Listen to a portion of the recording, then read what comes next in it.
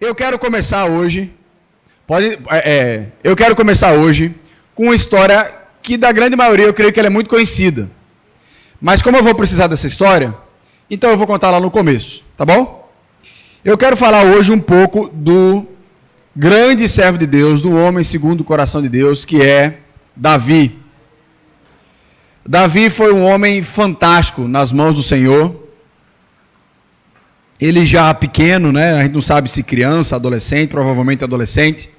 Ele foi escolhido para ser rei. E cresceu como um grande homem. Um pouco menos da metade de todos os salmos que a gente se delicia é da autoria de Davi. Quase o livro inteiro, né? 2 Samuel, 1 Samuel é dedicado a Davi. Uma boa parte desses dois livros é dedicado à história da vida do rei Davi. Um homem que a gente precisa olhar com muita atenção, com muito cuidado.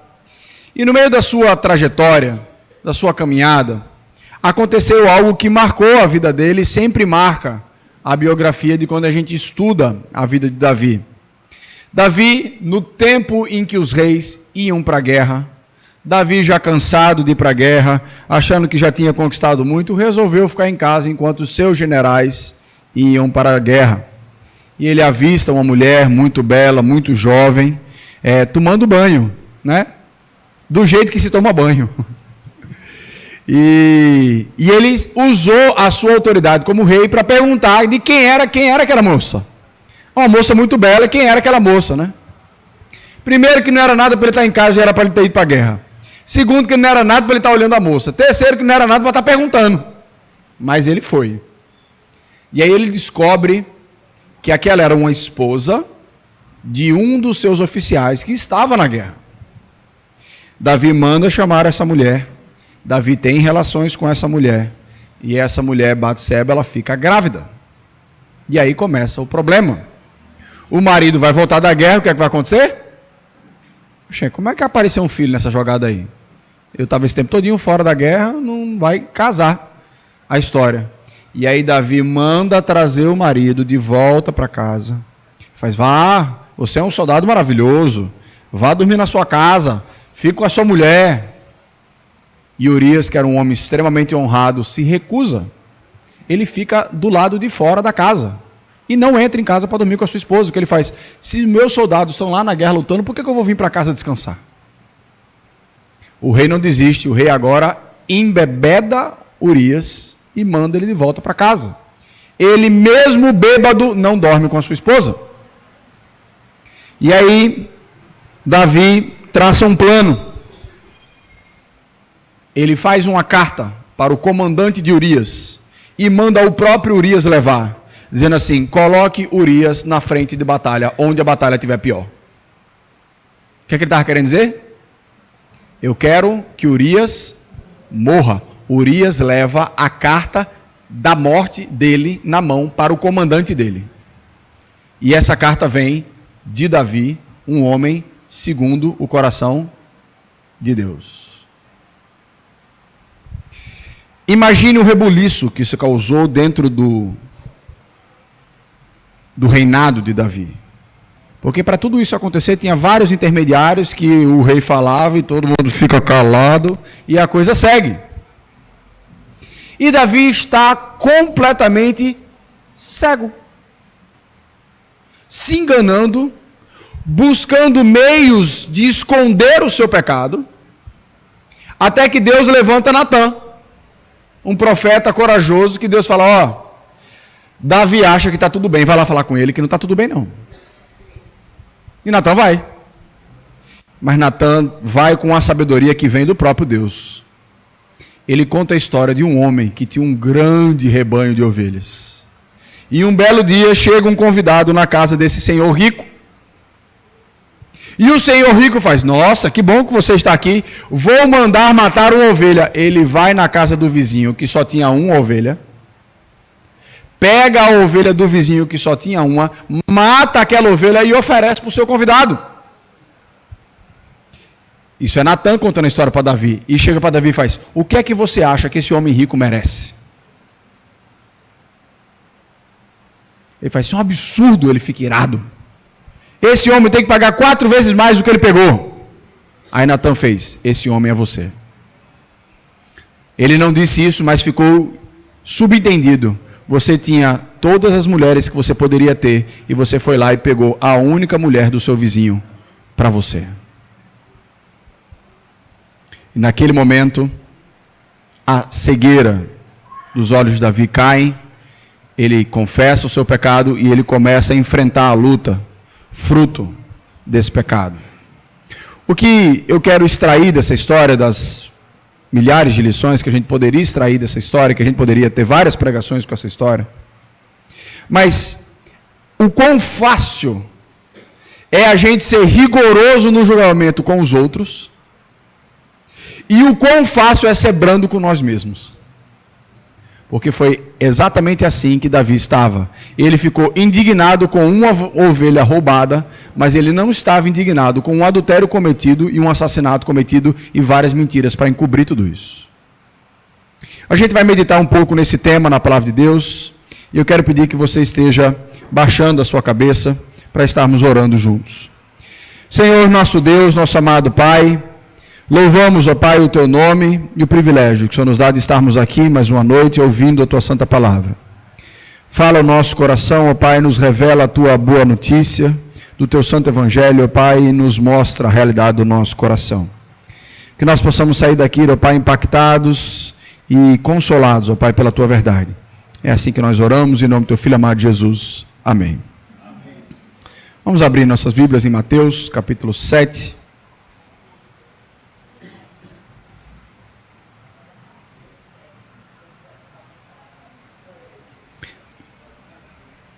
Eu vou tratar do 3 ao 5, mas a gente vai ler a partir do 1, tá? Mateus capítulo 7, a partir do versículo 1.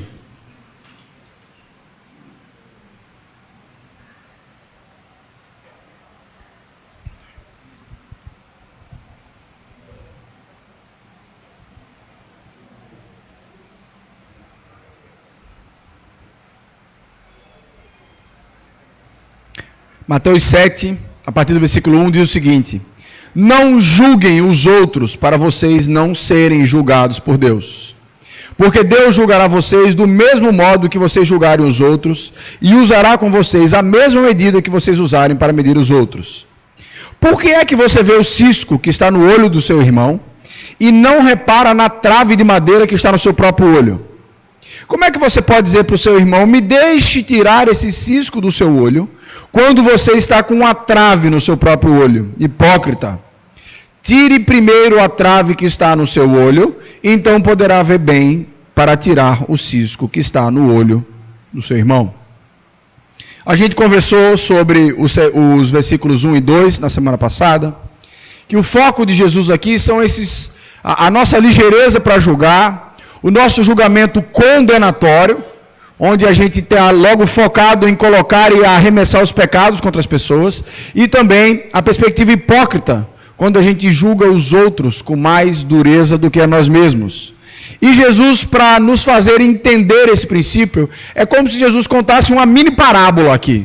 Ele fala, ó, imagina a seguinte cena: dois homens são irmãos, né, irmãos de fé, um está com um cisquinho no olho e o outro está com uma trave. E o que está com a trave está dizendo assim: deixa eu tirar o cisquinho do teu olho.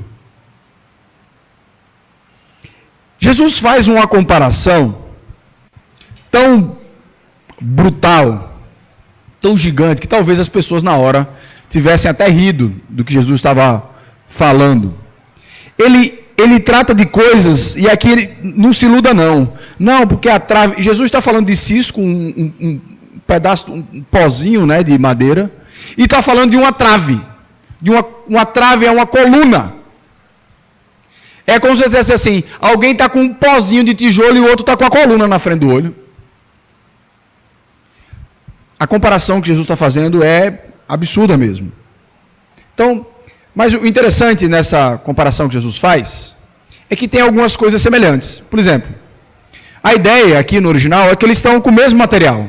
Um está com um pozinho de madeira no olho, um cisco, e o outro está com uma coluna, uma trave gigante na frente do seu olho. Então, são de materiais semelhantes. A outra coisa semelhante é que os dois estão no olho. Um incomoda, o outro está tapando a visão. mas os dois estão no olho.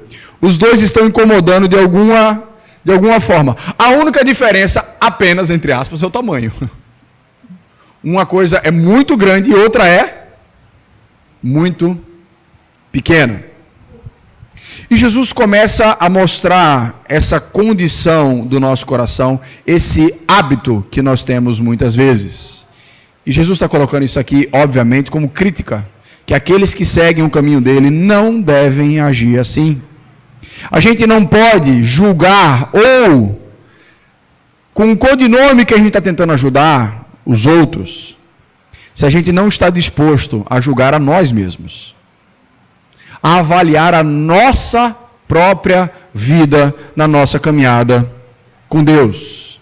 Jesus aqui nos ensina que, na verdade, muitas vezes o nosso comum é que nós não julgamos as atitudes dos outros com a mesma medida que a gente julga a gente mesmo.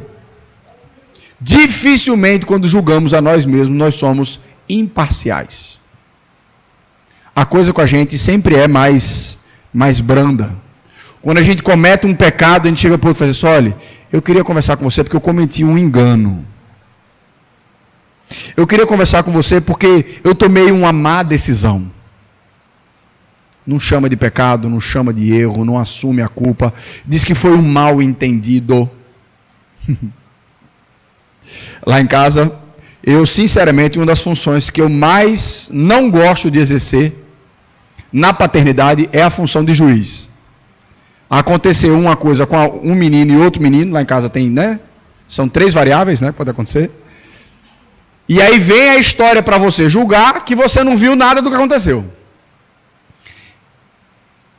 E, de cara, ninguém fez nada. Ele me bateu. Eu bati, não. Eu fiz assim, ó. Não é assim? Quem já teve menino pequeno, né? Já sabe. A história, eu fiz só assim. Não fez, meu filho. Você não fez. Ele deu um chute na minha cara. E por que você não está chorando? Eu só encostei. Ele só encostou. Quando as coisas nos envolvem, ou elas aumentam, ou elas ficam bem pequenininha. Se eu sou o lesado, isso foi um traje, pisou no meu calo. Se eu fui o ofensor, não foi nada, foi só um carinho.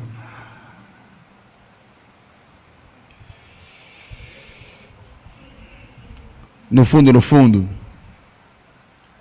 nós somos péssimos em enxergar o nosso próprio pecado a tal ponto que a gente acredita numa coisa que a Bíblia diz que a gente não é.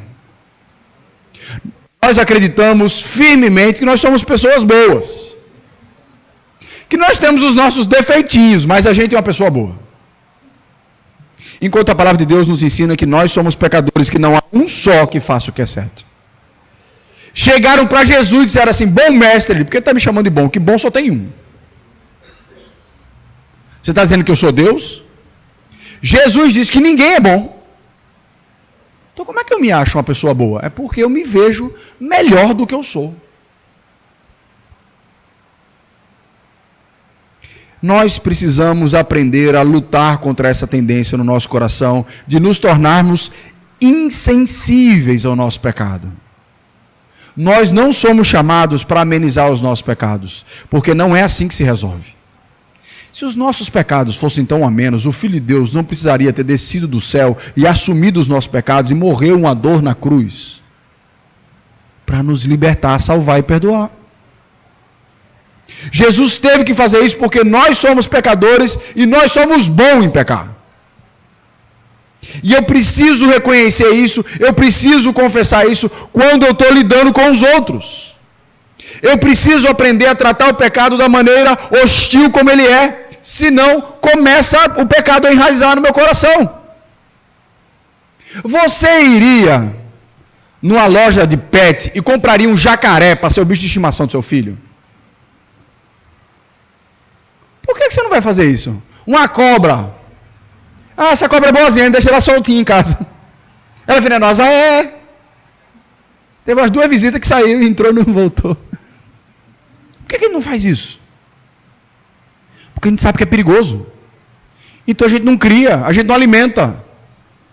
Se a gente começa a entender o tamanho do dano do pecado que ele pode causar na minha vida, no meu relacionamento com Deus, no meu relacionamento com os meus familiares, no meu relacionamento com os meus vizinhos, meus colegas de trabalho, em todas as esferas, não crie pecado de estimação. Não finja que não tem uma trave no seu olho. A Bíblia nos ensina que o pecado mata. A Bíblia nos ensina a gravidade do pecado. Eu queria que você abrisse a Bíblia em Isaías, capítulo 59.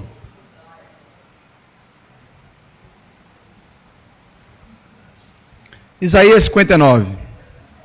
Veja o que é que Isaías fala sobre pecado.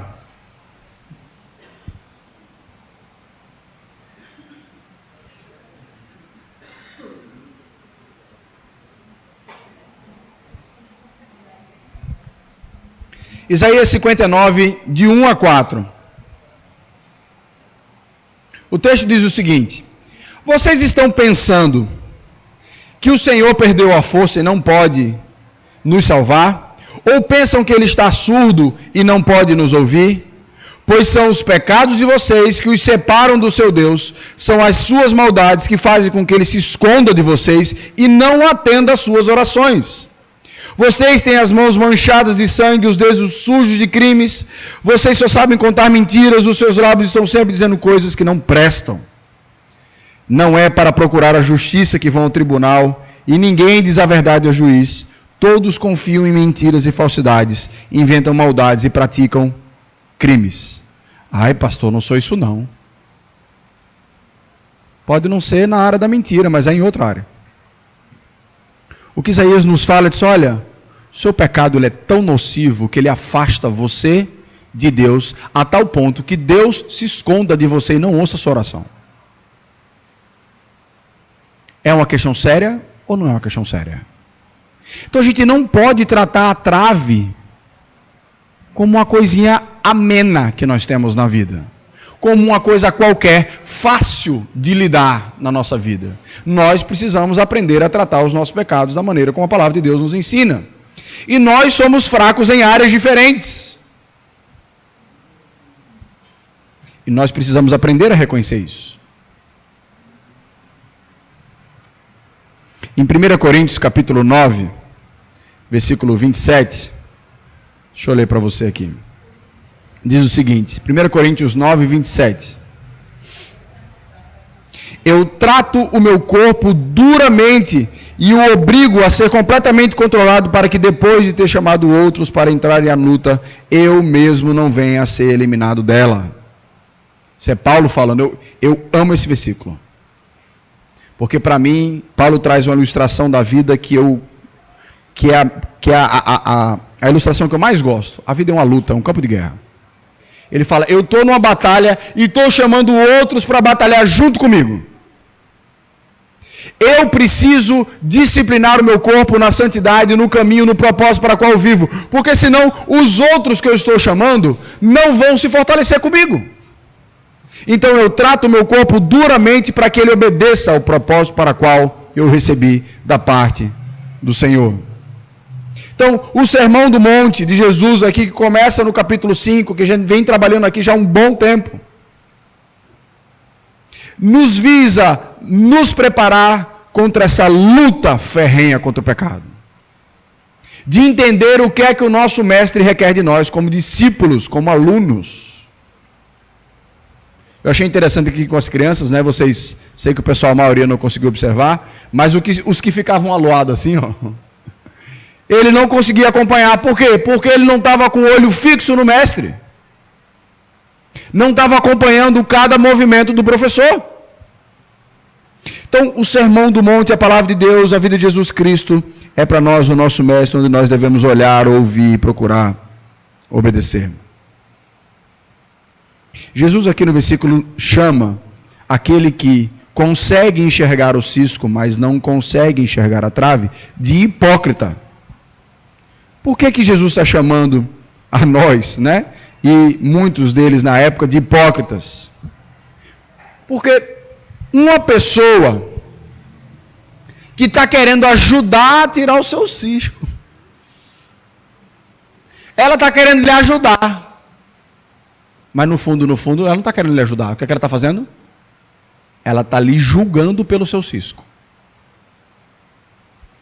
Jesus está falando o hipócrita por conta disso. O hipócrita é alguém que é aquilo que não faz.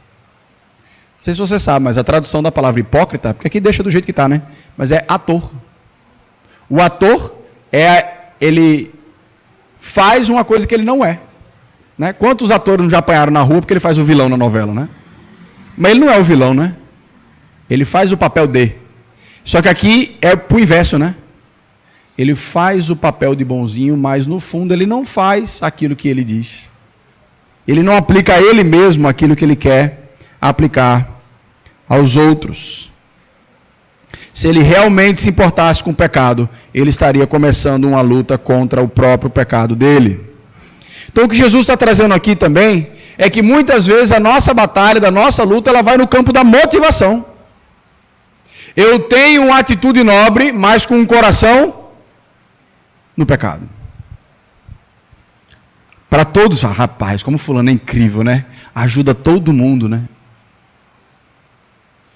Enquanto na verdade fulano está ajudando porque ele quer algo em troca. Ó, te ajudei naquele dia. Agora é tua vez.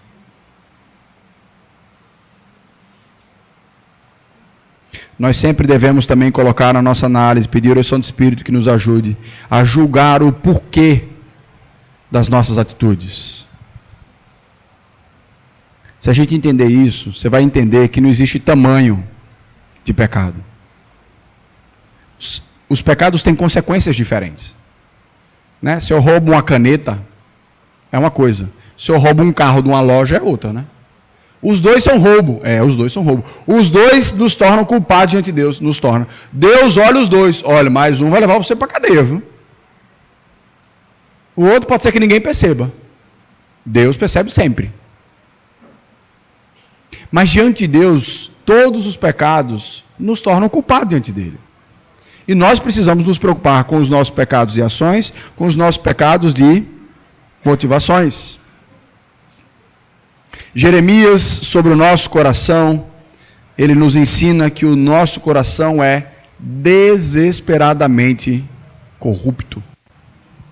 Jeremias 17, versículo 9. Quem poderá conhecer o coração humano? Ele é desesperadamente corrupto. Teve uma vez que eu estava pensando nesse texto, meditando nesse texto, e Deus me fez ir lá para Brasília. Existe uma coisa que a gente sempre pensa, né? Não, lá em Brasília todo mundo é corrupto, né?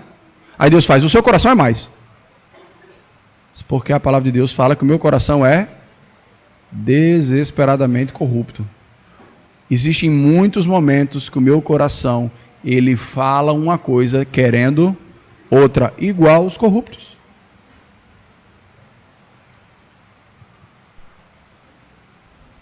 Então Jesus fala, seu foco primário, a sua energia dentro do seu julgamento, exerça todo o seu julgamento contra você. Seja extremamente severo com o julgamento sobre você. Tire a trave do seu olho. Deixe a sua visão limpa. Jesus fala isso aqui no versículo 5. Tire primeiro a trave que está no seu olho. Torne você primeiro um alto padrão, para depois você cuidar dos outros. Sabe por quê? Porque o processo da gente enfrentar o nosso pecado, o processo da gente entender que a gente precisa de Jesus, que a gente precisa da misericórdia para a gente lidar com os nossos pecados, vai nos conceder compaixão para lidar com o pecado dos outros. Porque quando você enxergar um cisco, você faz, cara, vê só, você está com um cisco, eu entendo, eu já tive uma trave dessa. E eu sei que Deus é poderoso para transformar a sua vida, porque Ele transformou a minha.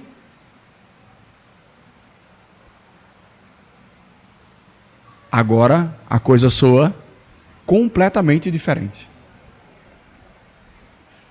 A gente precisa, dentro do trato entre irmãos, que esse é o foco de Jesus, sempre nos recordar do perdão de Deus, sempre nos recordar do quão longa é a lista que Deus nos perdoa. Porque assim a gente vai conseguir olhar para o nosso irmão com brandura, com amor, com misericórdia. Porque nós podemos olhar para trás e perceber que se não fosse a graça de Deus, a gente estaria no mesmo caminho ou pior. Enquanto você não enxerga isso, tem uma trave na frente do seu olho.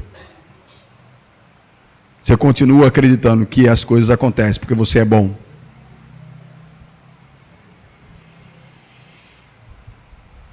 E Jesus aqui nos dá também uma orientação que muitas vezes é difícil.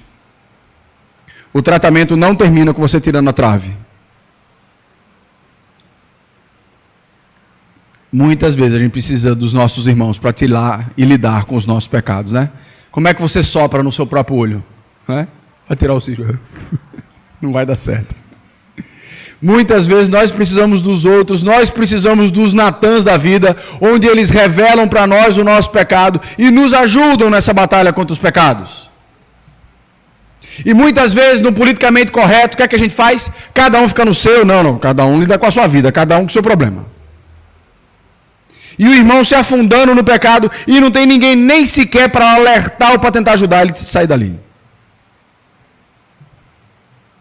Eu tive o privilégio de, na época do seminário, eu ia e voltava do seminário com uma tia minha. Ela já adulta, né? Os filhos dela, meus primos, eram adolescentes e tal. Então eu ia com ela de carro, eu ia de ônibus para a casa dela, a gente ia de carro, eu voltava, eu ia de ônibus para minha casa. Ela morava em Olinda, a gente ia para Recife todo santo dia durante 4 anos. E nesse trajeto, eu aprendi algumas coisas com ela que marcou assim, a minha vida, que foi muito legal. Ela diz assim: quando se trata de pecado, me dê a oportunidade de me arrepender e ser tratada. Se você não me diz no que é que eu estou pecando, como é que eu vou me arrepender? Muitas vezes eu estou cega para o meu próprio pecado.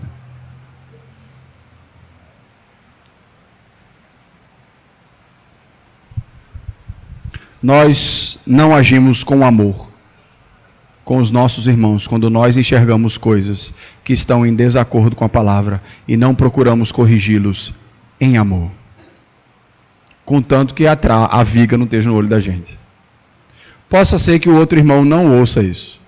Possa ser que ele não receba. Jesus disse isso, né? Tratar pecado um do outro é um trabalho oftalmo. Todo trabalho oftalmo é um trabalho delicado. Jesus nos ensina a lidar com essas situações em Mateus capítulo 18. Quando ele fala assim: olha, se o seu irmão pecar contra ti, vá e converse só vocês dois. Eu gosto como Jesus termina, que ele fala assim: se ele lhe ouvir, você ganhou um irmão. E aí você tem que entender o que é que está implícito. Se ele não lhe ouvir, talvez você tenha ganhado um inimigo. Eu amo tanto e amo a verdade tanto que eu prefiro falar com você e arriscar a nossa amizade para ela se aprofundar ou se afastar. Muitas vezes esses são os momentos de refino dos nossos relacionamentos. Porque está tudo bom, está tudo maravilhoso. Por quê? Porque ninguém está se tratando como irmão mesmo. Ninguém está olhando o outro e cuidando do outro de verdade. E aí fica todo mundo na superficialidade. Todo mundo no shopping. Você viu? No shopping todo mundo se dá bem. Né? Ninguém bate ninguém, ninguém grita com ninguém, porque ninguém se conhece. Mas não é esse o chamado do nosso Senhor. E aí Mateus 18 continua, né, dando esse trato até que vai para a liderança da igreja e o caldo vai engrossando lá, se a pessoa não for ouvindo a instrução da palavra de Deus. Mas a Bíblia nos manda fazer isso. Inclusive até é exatamente nesse contexto de trato com o pecado, onde fala que a liderança deve julgar, que fala: se 2 ou mais estiverem reunidos em meu nome, ali eu estarei. Esse versículo, o contexto desse versículo é tratamento de pecado. Quando nós estamos lidando com o pecado de outras pessoas, Jesus fala: eu vou estar lá também. Foi ele que morreu pelos pecados que estão em tratamento, é ou não é?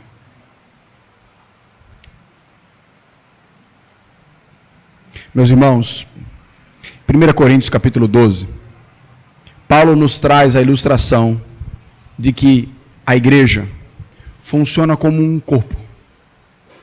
onde as partes, apesar de diferentes, de tamanhos diferentes, funções diferentes, um cuida dos outros.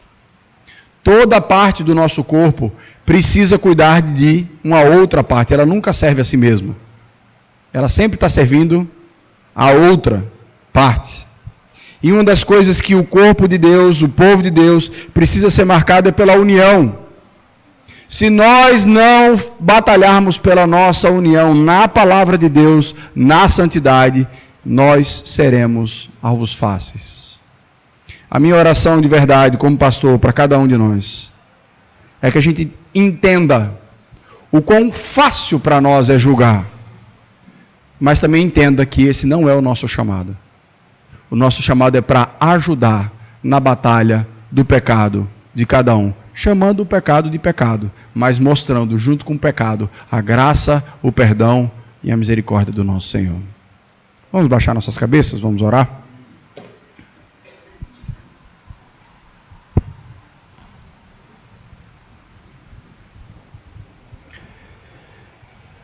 Senhor, nosso Deus, nosso amado Pai, como é difícil, Senhor Deus, muitas vezes enfrentar os nossos pecados, Senhor.